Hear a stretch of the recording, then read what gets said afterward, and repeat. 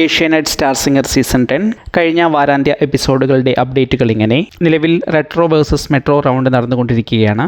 ഓരോ മത്സരാർത്ഥികൾക്കും പെർഫോം ചെയ്യാൻ ഒന്നുകിൽ ഒരു റെട്രോ വിഭാഗത്തിൽപ്പെട്ട ഗാനമോ മെട്രോ വിഭാഗത്തിൽപ്പെട്ട ഗാനമോ ആയിരിക്കും ലഭിക്കുക.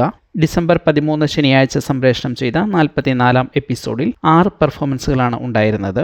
ടോസ് നേടി ഗുരുകുലം കോൺവെന്റിനെ ആദ്യം പെർഫോം ചെയ്യാൻ അയക്കുകയായിരുന്നു. ഗുരുകുലത്തിൽ നിന്ന് റെട്രോ റൗണ്ടിൽ അർജുൻ KC 99.5 മാർക്കും, തീർത്ഥ സത്യൻ ഗോൾഡൻ സ്റ്റാർ പെർഫോമൻസിലൂടെ 100 മാർക്കും, വിധുരാജ് മെട്രോ റൗണ്ടിലൂടെ 99.5 മാർക്കും നേടി. ഗുരുകുലം ആകെ 299 മാർക്കുകളാണ് നേടിയത്. കോൺവെന്റ് സ്കൂളിൽ നിന്ന് മെട്രോ റൗണ്ടിൽ പവിത്ര 98.5 മാർക്കും, റെട്രോ റൗണ്ടിൽ ദിൽരാജ് 99 മാർക്കും, ഷിൻസി 99 മാർക്കും നേടി.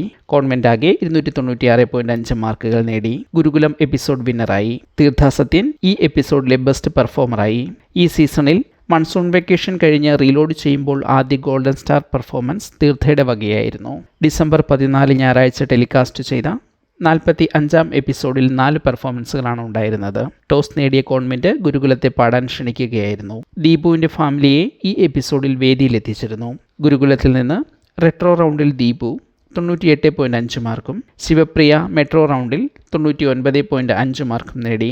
ഗുരുകുലം ആകെ 198 മാർക്ക് നേടി.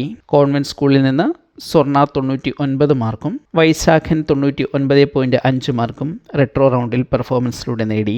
കോൺവെന്റ് സ്കൂൾ ആകെ 198.5 മാർക്ക് നേടി. അങ്ങനെ ഈ എപ്പിസോഡ് വിജയിയായി കോൺവെന്റ് സ്കൂൾ. വൈശാഖും ശിവപ്രിയയും ഈ എപ്പിസോഡിലെ ബെസ്റ്റ് പെർഫോമേഴ്സായി സെലക്റ്റഡായി. ആ ആഴ്ചയിലെ ശനിയും ഞായറും ഉൾപ്പെടെ ബെസ്റ്റ് പെർഫോമറായി തീർത്ഥ സത്യൻ തിരഞ്ഞെടുക്കപ്പെട്ടു. ഈ എപ്പിസോഡോടുകൂടി റെട്രോ മെട്രോ റൗണ്ടുകളിൽ എല്ലാ താരങ്ങളുടെയും ആദ്യ പെർഫോമൻസ് അവസാനിച്ചിട്ടുണ്ട്. സ്റ്റാർ സിംഗർ സീസൺ 10 റീലോഡ് ചെയ്ത ശേഷം നിങ്ങൾ ഏറ്റവും കൂടുതൽ ഇഷ്ടപ്പെട്ട പെർഫോമൻസുകൾ ആരുടെയൊക്കെയാണ് എന്ന് കമൻറ്റ് ചെയ്യൂ.